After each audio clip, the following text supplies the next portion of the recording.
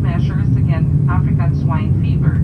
If you're bringing in meat products, including fresh, processed, semi-processed, cured, and cooked meats, declare them upon arrival using the customs declaration form and show upon entry their corresponding permits and clearances.